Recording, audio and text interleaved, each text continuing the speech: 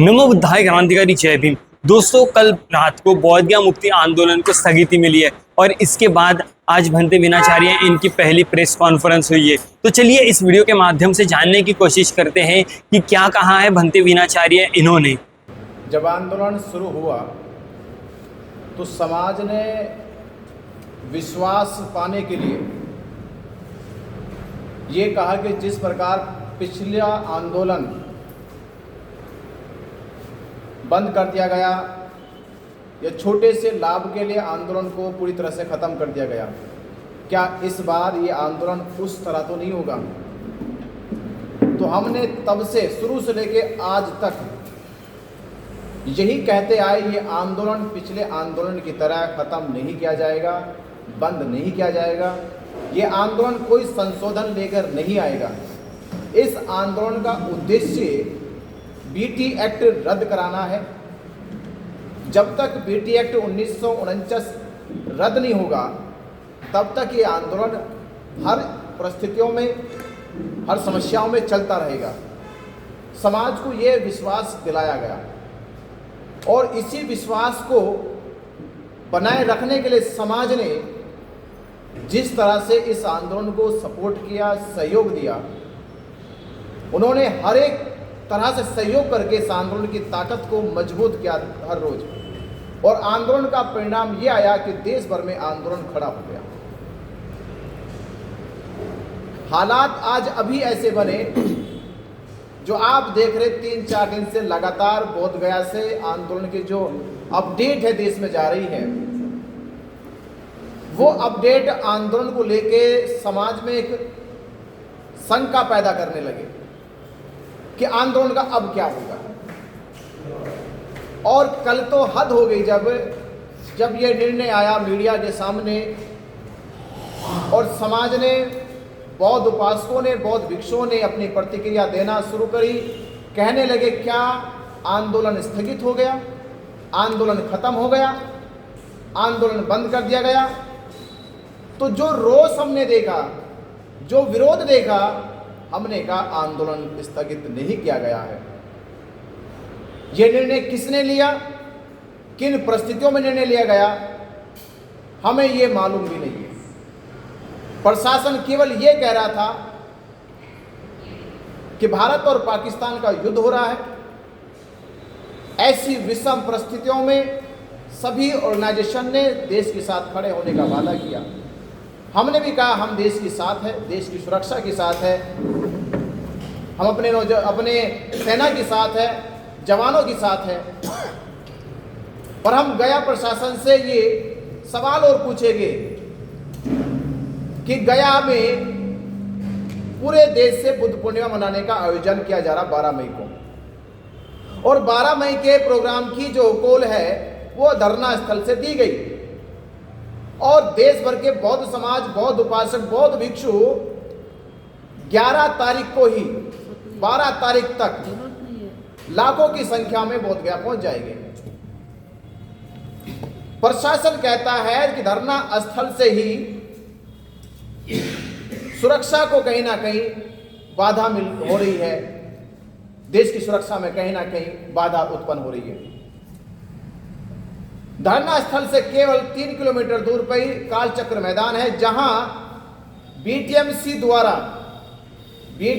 द्वारा हजारों लोगों का प्रोग्राम किया जाता है।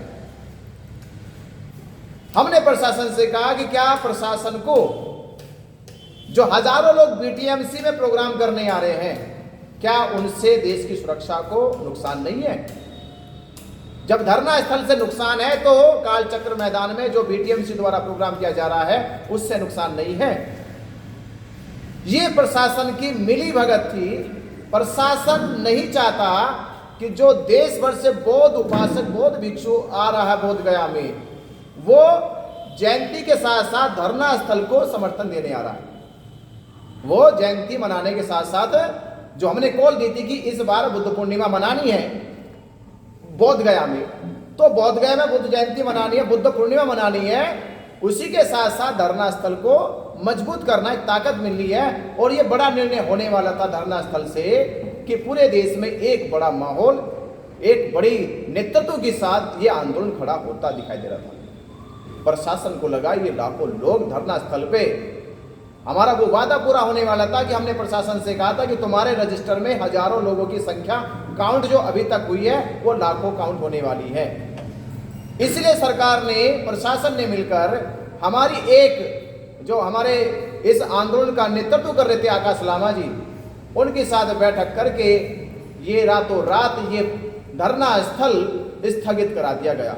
और बाकायदा लामा जी ने, बनते प्रज्ञाशील ने, बनते सुनीतपाल ने और 2 लोग आदियों ने मिलकर डीएम को दे दिया लेटर कि हम ये धरना उठा रहे हैं, ये स्थगित कर रहे हैं। जबकि ना तो हमसे पूछा गया, बनते कौनशील राहुल जी जो करीब 2 महीने से अपने 200 से ज़्यादा श्रावणियों को लेकर धरने पे बैठे हैं और धरना बनाया जो उजड़ा हुआ था, जहाँ खाने की, रहने की, टॉयलेट्स की व्यवस्था नहीं थी, वो सभी व्यवस्था दुरुस्त करी, दुरुस्त व्यवस्था हुई। ये शंका पहले दिखाई देने लगी थी कि धरना कमजोर हो रहा, तो भंते जी ने जब कमजोरी देखी, धरना कमजोर हो उसे मजबूत करने के लिए हमें क्या क्या करना चाहिए, वो सारे इंतजाम किए गए। ये बात हो सकता है कि हमें अंदरूनी पता नहीं लग रही थी कि ये बात जो है बनते प्रज्ञाशील को, आकाश लामा को पच नहीं रही थी कि धरना मजबूत हो। तो 25 मार्च से ही खुशखबरी आने वाली थी दिल्ली से, वो खुशखबरी नहीं आई। फिर दूसरी खुशखबरी अब ये आ गई देश के सामने, बौद्धों के सामने, कि रातों रात प्रशासन के साथ मिलके आकाश लामा और प्रज्ञाशील बनते ने धरना को स्थगित और हटाने का फैसला ले लिया। हम इस फैसले के पक्ष में नहीं है। हमारा केवल ये सरकार से कहना था कि पहला तो सवाल ये था कि जब धरना उठाने की बात हो रही है, धरना स्थगित करने की बात हो रही है, ये धरना एक आदमी का नहीं है। इस धरने में देश का पूरा बौद्ध समाज, बौद्ध भिक्षु और सभी बौद्ध संगठन जुड़े हुए हैं, उनका सभी का सहयोग हर तरह से धरने को मिला। तो हमें 2-3 दिन पहले ये कॉल देना चाहिए था कि प्रशासन हमारे ऊपर ऐसा दबाव बना रहा है, हमें इस परिस्थितियों में क्या करना चाहिए। ये बौद्ध समाज, बौद्ध भिक्षु और बौद्ध संगठन निर्णय ले, हमें टाइम मांगना चाहिए था। और आज हम वो प्रशासन से कह रहे हैं हमें बुद्ध पूर्णिमा तक का टाइम मिलना चाहिए। पहले बुद्ध पूर्णिमा तक की हमें मोहलत मिले, क्योंकि पूरा बौद्ध समाज हमारा बौद्ध गया पहुंच रहा है, उनके साथ विचार विमर्श होगा। विचार विमर्श होने के बाद जो नतीजा निकलेगा, हम प्रशासन और देश के साथ है। हम भी चाहते हैं कि हमारे देश की लड़ाई अलग है, हमारे देश की जो लड़ाई है वो बॉर्डर की लड़ाई से बड़ी लड़ाई नहीं है, हम बॉर्डर की लड़ाई पे देश के साथ हैं। प्रशासन से हम यही गुजारिश करेंगे कि हमारी बात को भी सुना जाए, हमारी फीलिंग को भी समझा जाए, हमारी भावनाओं को समझा जाए कि ये आंदोलन हमारी विश्वास का, हमारी आस्था का आंदोलन है। अगर हम इस आंदोलन को खत्म कर देंगे तो हमारे विश्वास का क्या होगा, हमारी आस्था का क्या होगा, और वो जो हजारों लाखों लोग इस आंदोलन में सहयोग कर रहे थे उनकी भावनाओं का क्या होगा। तो प्रशासन से यही कहेंगे, पहला सवाल ये कि इस आंदोलन को स्थगित करने से पहले इसका एक विकल्प निकाला जाता कि आंदोलन को कम करके स्थायी तौर पे कम संख्या में कैसा चलाया जाए। और दूसरा, सरकार से हमारा ये कहना है कि 12 तारीख को लाखों लोग बोध गया पहुंच रहे हैं, हम उनकी व्यवस्था कैसे करें। धरना स्थल पे आप हमें प्रोग्राम करने नहीं दे रहे, फोर्स वहां आप लगा रहे हो, तो ये हजारों लाखों लोग आएंगे, उनके खाने की, उनके रुकने की व्यवस्था कैसी होगी, ये भी सुनिश्चित करे गया प्रशासन। और तीसरा विचार हमारा ये है कि जो रातों रात किया गया, ये देश से पूछा नहीं गया, देश के लोगों से नहीं पूछा गया। और हम बोध गया में थे, बनते कौनशील राहुल बोध गया में थे, विलास खराज जी भी इस आंदोलन के लगातार देश भर में घूम घूम के लोगों को प्रेरित कर रहे थे, इनसे नहीं पूछा गया। और तमाम लोगों से हमारी बात दिल्ली के लोगों से हुई, महाराष्ट्र के कुछ लोगों से बात हुई, मध्य प्रदेश के लोगों से बात हुई, छत्तीसगढ़ के लोगों से बात हुई। आप सबको भी जो सुनाई दे रहा होगा, उन सबको भी पता होगा क्या स्थगित करने में आप लोगों से पूछा गया। तो जवाब आएगा नहीं पूछा गया, तो ये रातों रात आंदोलन उठाने का और स्थगित करने का फैसला क्यों लिया गया। तो हम इस फैसले के पक्ष में नहीं है। ये बात होती, सामूहिक होती सरकार के साथ बैठ के, तो शायद हम भी और आप भी इस पर सहमति बनाते। तो मीडिया बंधुओं से हम ये कहेंगे, ये आंदोलन अभी खत्म नहीं हो रहा, स्थगित नहीं हो रहा, जब तक हम ठोस बात सरकार के साथ ना करें। बंदे जी, आपको लामा जी ने पूछा नहीं, क्यों पूछा नहीं, क्या कारण है, ठोस कारण क्या है? ठोस कारण ये है कि लामा जी की जो योजना है वो 2 लोगों के बीच की योजना है, वो नहीं चाहते कि तीसरा आदमी हमारी योजना में आए। तो हमने कहा कि ये आपकी योजना हो सकती है 2 लोगों के बीच में, पर हम आपकी योजना में नहीं, हम आंदोलन की योजना में हैं। और आंदोलन जो है वो माँ बोधी महाविहार का है। इस आंदोलन का सबका सहभागी है, पूरे देश के साथ हमें, और देश के आंदोलन को हम इस तरह से दो लोगों के बीच में बिकने नहीं देंगे। नहीं, आपके पास में जो धम्मदान आया है वो आपने लामा जी तक के पहुँचाया नहीं है। बहुत सारा लाखों रुपए धम्मदान आया, ऐसा उनका कहना है। देखिए, लामा जी को पास 2.5 करोड़ रुपए पहुंचा है। तो लामा उसका बताइए थोड़ा कि धम्मदान आपने कहाँ खर्चा? लामा जी के पास 2.5 करोड़ रुपए आया। हमारे पास जो दान आया, उस दान की व्यवस्था हमने 12 तारीख के प्रोग्राम के लिए तैयारी कर रखी है। जो लोग 12 तारीख को बोध गया पहुंच रहे, हम उनके लिए खाने के रुकने की व्यवस्था में जुटे पड़े आज भी। और मीडिया बंधुओं ने देखा कि हमने किस तरह से तैयारी को आरंभ कर दिया था। अपने धरना स्थल पर हमने टेंट पंडाल लगाने की शुरुआत कर दी थी। सामान गिर चुका था कि वो जिम्मेदारी हम ले गए। हमारी कॉल पर देश के बौद्ध समाज आ रहे हैं, बौद्ध समाजों की रुकने की, ठहरने की, खाने की व्यवस्था करनी है। पर हमें क्या पता था कि रातों रात फैसला कुछ और करके आ गए। और उन्होंने फिर प्रशासन से मिलकर हमारे पेंडोल को, हमारे सामान को, हमारे जितना भी टेंट का सामान होता है, खाने का जो सामान होता है, वो वहाँ से उठवा दिया गया। पर हम ये नहीं करें कि वहाँ से उठ गया तो व्यवस्था नहीं करेंगे, हम फिर भी व्यवस्था देंगे। हम आने वाले सभी अपने धम्म उपासकों को खाने की व्यवस्था देंगे। इससे बेचिंत रहिए। हम उनकी व्यवस्था के लिए जो धमदान आप लोगों ने हमें दिया, उस धमदान का प्रयोग, उसका उपयोग हम आप लोगों की व्यवस्था में करेंगे। भंते जी, एक सवाल ये भी खड़ा कर रहे हैं कि बगैर विचार विमर्श किए कमेटी से या जो लोग वहाँ पर बैठे हुए हैं, भंते विनाचार्य जी ने 12 लाख लोगों का आह्वान कर दिया, जिसके बाद से गया प्रशासन या बोध गया प्रशासन में हड़कंप मच गया कि 12 लाख लोग आ जाएंगे तो कैसे व्यवस्था होगी। इसलिए भी जो है आंदोलन को खत्म करने का प्रयास प्रशासन के द्वारा किया गया था। ये आपके बारे में कहा जा रहा है। मैंने तो लाखों लाख कहा है। लामा जी का वीडियो तो 2-3 बार ऐसा करोड़ों करोड़ों का। ये किससे विचार विमर्श हुआ? करोड़ों करोड़ों कहां से आएगी? जब लाख लाख नहीं ऐसे तो करोड़ों करोड़ों कहां से आएगी? अगर करोड़ों करोड़ों का आह्वान किया जा सकता तो लाखों लाखों तो छोटा सा था।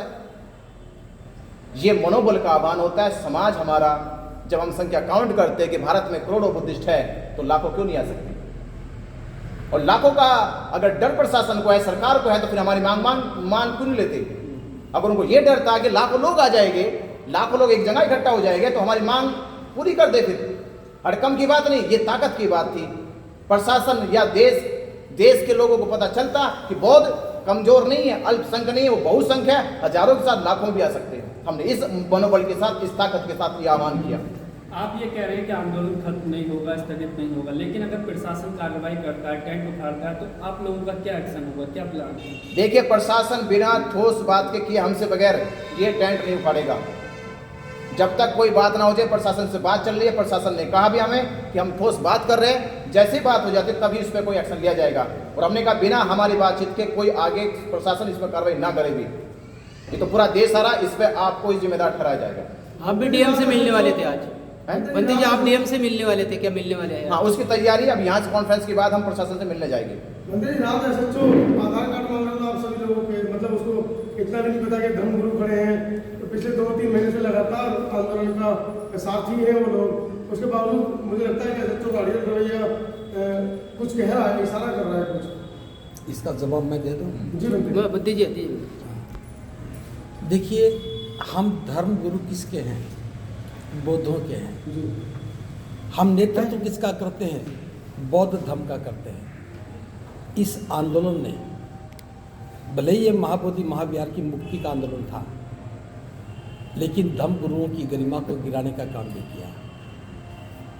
जब नेतृत्व करता ही भिक्षुओं का सम्मान नहीं करेंगे, तो पुलिस प्रशासन क्यों करेगा?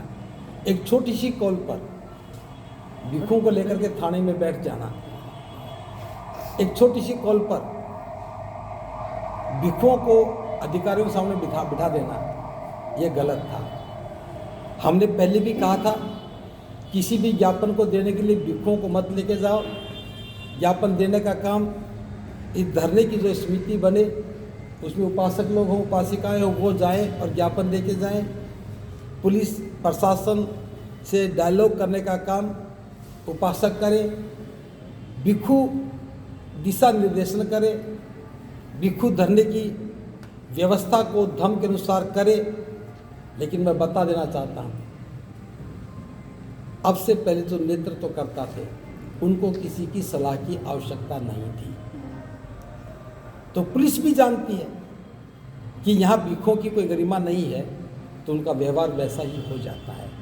लेकिन हम, पुलिस ने हमारे साथ कैसा व्यवहार किया, कैसा करती है, इस पर हमें कोई अफसोस नहीं। क्योंकि जब हम आंदोलन करते हैं, लड़ाई करते हैं, तब हम अपने साथ होने वाले व्यवहार की फिक्र नहीं करते हैं, हमें फिक्र आंदोलन की है। भंते जी, क्या आपको लगता है प्रशासन और लामा जी का मिली साठगांठ है?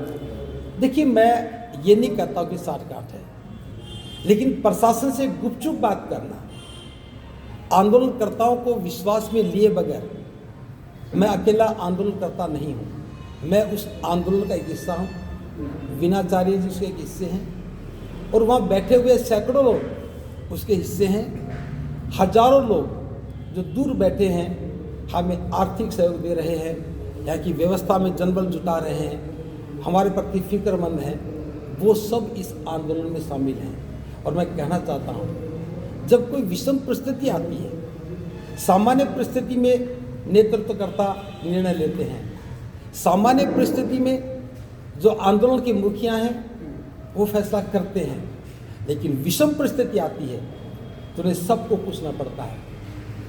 आकाश लामा जी ने, बनते प्रज्ञासिंह जी ने यहाँ समाज की और आंदोलनकर्ताओं की उपेक्षा की है, और उसका परिणाम है कि प्रशासन हावी हो गया, आंदोलन कमजोर हो गया। सर, 3 दिन पहले आप क्यों अलग हो गए, ये सवाल खड़ा कर रहे हैं वो लोग कि भंते राहुल जी क्यों चले गए, और कह रहे हैं कि बर्तन तक ले गए, वो प्लेट चम्मच ये सारी चीज़ें ले गए, खबर के नाम पे पैसे ले गए। सुनिए मेरी बात सुनिए।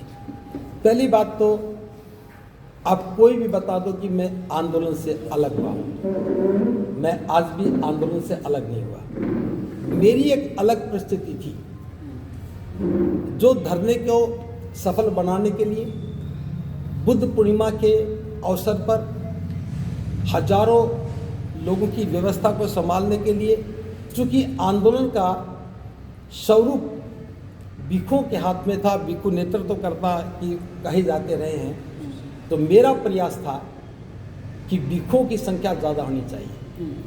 मैं बार बार भिक्षुओं का आह्वान कर रहा था, उस आह्वान पर सैकड़ों भिक्षु आए, उस आह्वान पर श्रामणेर आए, सामनेरी आए, उस आह्वान पर उपासक उपासिका आए। बौद्ध धर्म की परंपरा के अनुसार कुछ उपासक उपासिकाओं ने सामनेर बन करके इस आंदोलन में भाग लिया। अब मेरे सामने 200 से ज़्यादा चीवरधारी लोग थे। ये जिम्मेदारी तो धरने की थी, धरने के मैनेजमेंट की थी, लेकिन मैं देख रहा था 5 दिन लगातार प्रयास करने के बाद कि वहाँ का वातावरण मेरे अनुकूल नहीं था। वो माइक लेकर के अनाप शनाप बोल रहे थे, नाम लिए बगैर गलत भाषा बोल रहे थे।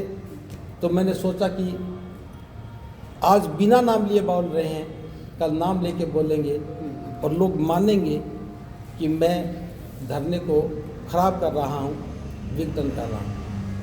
तो इस बात से मैं चिंतित होकर के धरने को कोई आँच ना आए, धरने पर किसी बात का प्रभाव ना पड़े, मैंने बिना किसी को बताए जो 200 सामनेरी भिक्षु भिक्षुणी थे, उनकी मैंने बाहर अलग से व्यवस्था कर दी ताकि उनका भी मनोबल ना गिरे और धरने का भी कोई मनोबल ना गिरे। बंती जी, सुनिए, मैंने किसी को नहीं कहा कि मैंने धरना छोड़ा है। मैं किसी भी योजना में बाधा नहीं बनना चाहता था, मेरी वजह से कोई बाधा ना बढ़े, ये फैसला मेरा उसके लिए था। मैंने कभी नहीं कहा कि मैंने धरने को छोड़ा है, मैंने कभी नहीं कहा कि मैं धरने से अलग हूँ। मैं आज भी धरने के साथ हूँ, जब भी मैं धरने के साथ। बनते पाल ने आपके ऊपर में चिवर घोटाले का भी आरोप लगाया है, उसके बारे में बताइए, क्या चिवर घोटाला क्या है? देखिए, चिवर पहनने वाला क्या चिवर का घोटाला करेगा? ये धरने की मैनेजमेंट का फैसला था कि आने वाले भिक्षुओं को हम चिवर दान करेंगे, सामनेरों को चिवर देंगे। उसके तहत उन्होंने एक व्यवस्था की, चिवर मंगवाए। मेरे पास 180 नए लोग आए, उन्होंने 180 चिवर दिए, उन्होंने पहने। वो सारे आज भी चिवर में हैं। जो चिवर दिए थे वो चिवर लोग पहने बैठे हैं, और उसमें क्या घोटाला हो गया? दूसरी बात, जो और भिक्षु वहाँ रह गए जिनको नए चिवर देने थे वो नहीं दिए, वो उनके हाथ में है। छोटे आरोप छोटी मानसिकता के लोग लगाते हैं। फिर भी अगर लगता है कि वे 180 चीवर मैं लेके गया हूँ, 12 तारीख की शाम को हम उनको लौटा देंगे। तो चीवर तो भिक्षु के लिए होते हैं, चीवर धरने पर शोभा के लिए नहीं होते।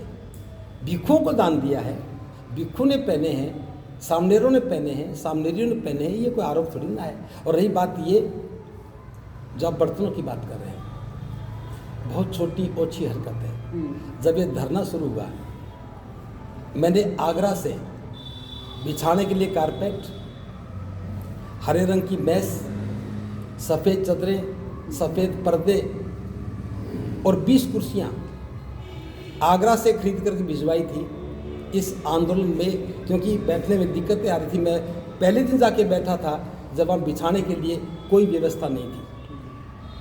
3 दिन तक पॉलीथीन की पन्नी पर बैठे थे, तो मैंने वहाँ से जाते ही ये सारी व्यवस्था की। मैं धरने के लिए बहुत व्यवस्था में लगा हुआ था।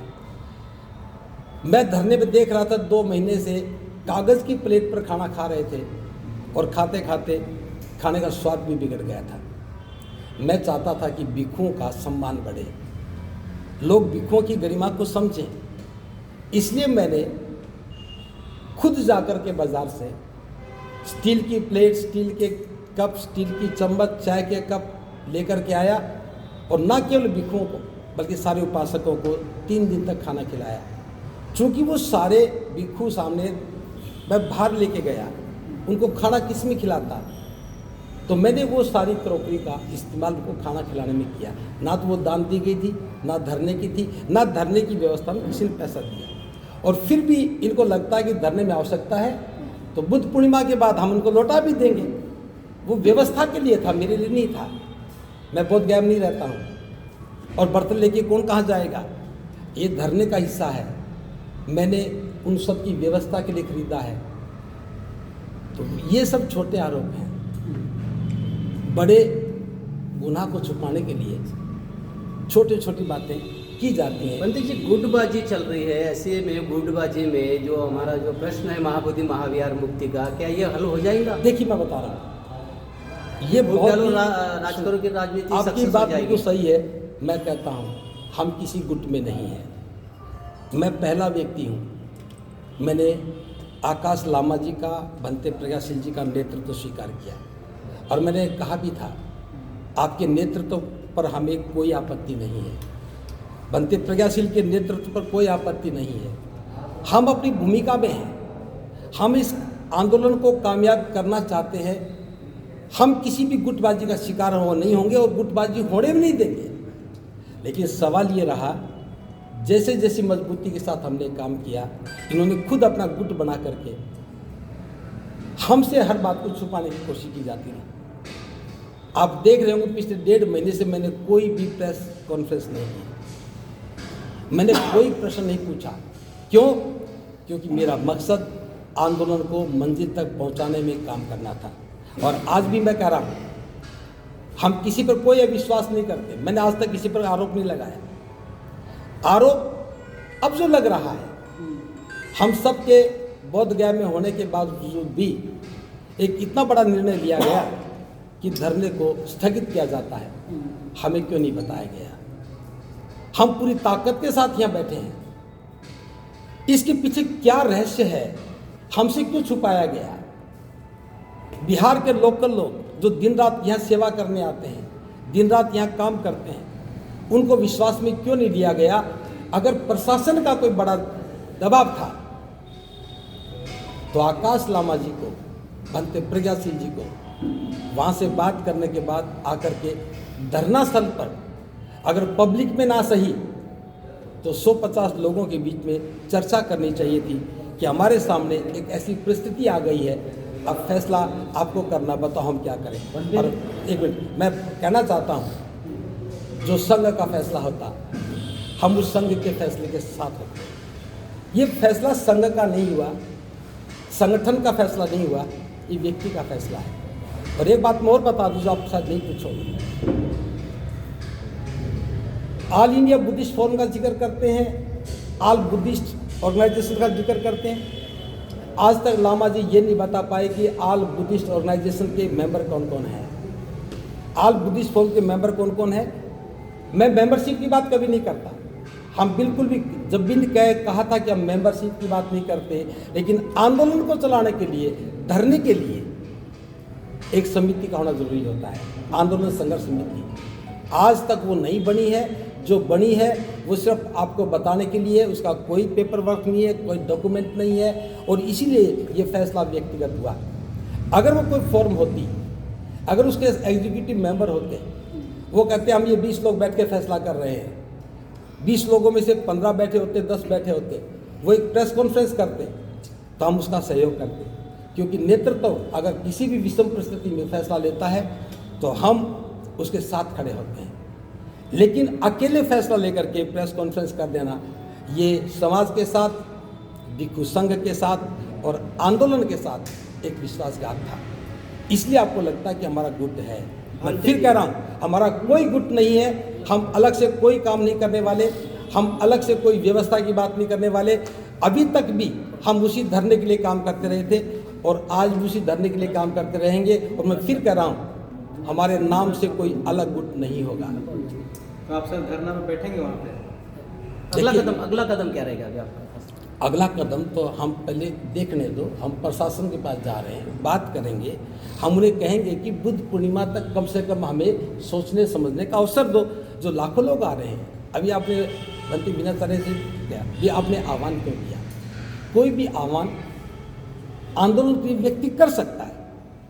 अब मैंने भी कहा सभी भिक्षुओं को आना चाहिए, क्या इसके लिए कोई परमिशन लेनी पड़ेगी? आंदोलन में हम रोज कहते हैं कि सभी उपासकों को आना चाहिए। ये नीतिगत फैसले नहीं होते, ये उस धरने की शक्ति के कामयाबी के लिए कहा जाता है। इन्होंने कहा 12 लाख आएंगे, ये कहते 12 करोड़ भी आएंगे, तो उसमें कोई एफआईआर दर्ज होती है क्या? राजनेता कार्यक्रम करते कहते लाखों लोग आएंगे और आते सैकड़ों। ये पब्लिक ओपिनियन रहती है, पब्लिक में मैसेज देना होता है। और ये सब किसके लिए थे? क्या इन्होंने ये कहा कि मेरे लिए आओ? मैंने जब भिक्षुओं से आह्वान किया तो क्या मैंने कहा कि मेरे लिए आओ? मैंने मार्च के महीने में ही कहा था सारे भिक्षुओं को इस बार बुद्ध पूर्णिमा बुद्ध विहार बोध गया मनानी चाहिए। तो ये सारे आह्वान धरने को ताकत देने के लिए थे, किसी व्यक्ति के लिए नहीं थे। मेरे महंते जी, आपका प्रेस वाले को 11 घंटा थाना में बंद करके रखा गया, उस पर अंतानी जी आपसे पूछते हैं तो फिर रात में प्रेस के साथ में यहाँ पे थाना अध्यक्ष बदतमीजी करते हैं और उनका पेपर मांगते हैं, इसलिए कि वो परिचित भी हैं। इसका क्या लग रहा है आपका पत्रकार यहाँ पे जरसाह में है, कमज़ोर पड़ रहे हैं? देखिए, उस समय मैं नहीं था यहाँ पे, मेरे को बाद में पता लगा था और मुझे सारी परिस्थिति का पता भी नहीं था। बनते विनयचार्य यहाँ थे, इन्होंने जो भी एफर्ट्स किए वो भी किए। और जहाँ तक मुझे पता लगा, जैसा लामा जी से हमने पूछा था, उन्होंने बताया कि हमने प्रयास किया है और हमने उस सिचुएशन को हैंडल किया है। अब मुझे ज़्यादा नहीं पता कैसे हैंडल किया गया। थोड़ा सा बैठना शुरू करेंगे। हम धरना स्थल पे ही बैठे हैं। थोड़ा सर जो नागपुर से जो लाखों की संख्या में लोग आने वाले थे, स्पेशल ट्रेन भी छोड़ी थी मगर उसको अभी कैंसिल कर दिया, क्या बताएंगे? क्या जानकारी आपके पास? पिछले सप्ताह ये खबर आई कि इंटरनेशनल फ्लाइट भी बोध गया के लिए कैंसिल कर दी गई है और अक्टूबर माह तक कैंसिल कर दी गई है। तो दुश्मन साजिश करेगा ही, क्योंकि ये इंटरनेशनल प्लेस है और ये इशू केवल बिहार का इशू नहीं है, ये भी अंतर्राष्ट्रीय इशू है और कई वर्षों से ये पेंडिंग है और इसका समाधान होना ज़रूरी है। और इसलिए जो भी एफर्ट्स करने पड़ेंगे, इस आंदोलन को सफल करके हम लोग उठेंगे। सर, जो आप और बिनाचार्य जी, राहुल जी को लगातार लामा जी टारगेट करते हैं, क्या आपको और लामा रास्ते से साफ करना चाहते हैं कि आप लोग हट जाएंगे तो आंदोलन स्थगित कर देंगे? कुछ बातें कुछ समय के बाद बाहर आएगी, कुछ बातें अब उचित नहीं है इस समय बोलना। हम लोग उनसे डिस्कशन करके बाहर गए थे कि कितने दिन तक हम यहाँ बैठे रहेंगे। ये आंदोलन देशव्यापी आंदोलन बन गया है, क्योंकि केवल सोशल मीडिया पर नहीं होना चाहिए, अगर इसका रिजल्ट लाना है तो अलग अलग राज्यों में सभाएं करनी होगी। हम लोगों ने 5 और 6 तारीख को मुंबई और नागपुर में जनसभा का आयोजन किया, उनका नाम भी डाला। बाद में उनका वीडियो आया कि 5 तारीख को इधर ही कार्यक्रम आयोजित किया है, कॉल किया आ जाओ। हमने उनसे बात किया, क्यों ऐसा किया? नहीं, मुझे प्रेशर डाला जा रहा है। हमने उस पर कोई आपत्ति नहीं जताई। फिर बाद में बनते प्रज्ञाशील के द्वारा व्हाट्सएप पर मेरे और विनयाचार्य जी के खिलाफ मैसेज फैलाए गए और हमने देखे। और हमारे लंदन के साथी थे विरदी जी, मैंने उनको कहा हमारे मुंह में भी ज़बान है, हम बोल सकते हैं, मगर बड़ा कॉज को ध्यान में रखकर हम अभी बोल नहीं रहे। तो उन्होंने कहा मैं समझा देता हूँ। तो पीठ पीछे बोलना ये मित्रता नहीं होती है। शत्रुता भी करना है तो खुले तौर पर करो। तो अभी ये उचित समय नहीं है, मगर ये बात तो एकदम सही है कि ये एक व्यक्ति का आंदोलन नहीं है, एक व्यक्ति का मकसद नहीं है, ये पूरे समाज का इसमें इन्वॉल्वमेंट है, विभिन्न ऑर्गेनाइजेशन इसके अंदर इन्वॉल्वमेंट है। तो सबको विश्वास में लेकर फैसले लेना चाहिए। अपने व्यक्तिगत ईगो के लिए तो ये मंच नहीं है। और बौद्ध धर्म का काम अगर करना है तो घृणा और अहंकार को छोड़ के ही तो करना पड़ेगा। खरा सर, आपके ऊपर में भी एलिगेशन लगाया जा रहा है कि जो धम्मदान महाराष्ट्र में आपने जमा किया है वो यहाँ तक नहीं पहुँचा है। मेरे पास मुझे लाखों का आंकड़ा है, ऑफ द रिकॉर्ड जो हमारे से बात हुई। मैंने कोई धम्मदान नहीं लिया है और मैंने ऐसा कोई कॉल भी नहीं किया है कि इस अकाउंट पर भेजा जाए। हम लोग जो 12 मई को जो कार्यक्रम कर रहे हैं, इस कार्यक्रम को एफर्ट्स कर रहे हैं बहुत ज़्यादा, अलग अलग राज्यों में जाकर। देखो, सार्वजनिक जीवन में आरोप लगाना, प्रत्यारोप करना, ये स्वाभाविक बात है। बड़ा मकसद जिनके दिमाग में है वो अपनी कृति से उसको जवाब देंगे। क्या हम लोगों ने मैदान छोड़ा है? क्या हम लोग उनसे गुपचुप तरीके से मिल रहे हैं? बड़ी गजब की बात है। बीटी एक्ट रद्द होना चाहिए, यही तो डिमांड है। और बीटीएमसी क्या है? कैसे मीटिंग करना, ये कौन सी नैतिक बात है? बीटीएमसी के लोगों के साथ डिस्कशन कर रहे हो। आकाश लामा बार बार मंच पर ये कह रहे थे कि विलास के रात 70 लाख रुपए आंदोलन के नाम पे पी गया, तो मैं उसको लीगल नोटिस भेज दूंगा। बिल्कुल वीडियो है। मतलब अगर आकाश लामा एक बाप की औलाद है तो उसको कोर्ट में आना पड़ेगा, कोर्ट में जवाब देना पड़ेगा। ये बेतुकी बातें करना उस व्यक्ति को शोभा नहीं देता है जो अगर मित्र कह रहे हैं, आंदोलन के साथी कह रहे हैं, तो उनको ये बातें शोभा नहीं देती है। उनके बैंक अकाउंट सीज हो गए हैं। हाँ। इस पर क्या कहेंगे? तो बुद्ध का सिद्धांत है, जैसे कर्म वैसे फल। वो उनको जवाब देना पड़ेगा, क्यों हुआ, क्या हुआ, कैसे हुआ। इसकी तहकीकात अभी हम नहीं कर सकते। वो ऑनलाइन पेमेंट का तो हवाला दे रहे हैं, लेकिन जो नगद पैसा आ रहा है उसके बारे में कोई चर्चा नहीं कर रहे। तो ये बात कल से समाज खड़ी कर रहा है कि हमने पैसा दिया आंदोलन चलाने के लिए, समझौता करने के लिए नहीं दिया। स्वाभाविक बात है। सर, समाज के बीच में कन्फ्यूजन की स्थिति है, तो कि स्थगित हो गया या नहीं होगा, तो लोगों को क्या करना चाहिए? आना चाहिए या नहीं आना चाहिए? आंदोलन स्थगित नहीं हुआ है, आंदोलन जारी है, क्योंकि इसमें सभी लोगों का राय मशवरा नहीं लिया गया। और 12 तारीख को वो खुद कह रहे हैं कि कालचक्र में हम चैंटिंग करेंगे, तो ये कौन सी बात है? तो कार्यक्रम होने वाला है, देश भर के लोगों को यहाँ आना है, महामानव शक्य मुनि तथागत बुद्ध को अभिवादन करना है, और आगे की रणनीति आज शाम तक पता चलेगी कहाँ आना है। दोस्तों, आपने संपूर्ण प्रेस कॉन्फ्रेंस सुनी, आपकी क्या राय है इस पर कमेंट सेक्शन में जरूर बताएं। और बौद्ध गया मुक्ति आंदोलन से पल पल की खबरें जानने के लिए हमारे पेज को फॉलो सब्सक्राइब जरूर करिए। मिलते हैं किसी नए वीडियो में, तब तक के लिए आप सभी को नमो बुद्धाय, क्रांतिकारी जय भीम। और एक बात दोस्तों, यहाँ पर QR कोड दिया हुआ है, आप हमें आर्थिक धम्मदान करिए, क्योंकि आपके आर्थिक मदद से ही हम लोग बौद्ध गया में ठहर सकते हैं और यहाँ की पल पल की खबरें आप तक पहुँचा सकते हैं। तो चलिए मिलते हैं किसी नई वीडियो में।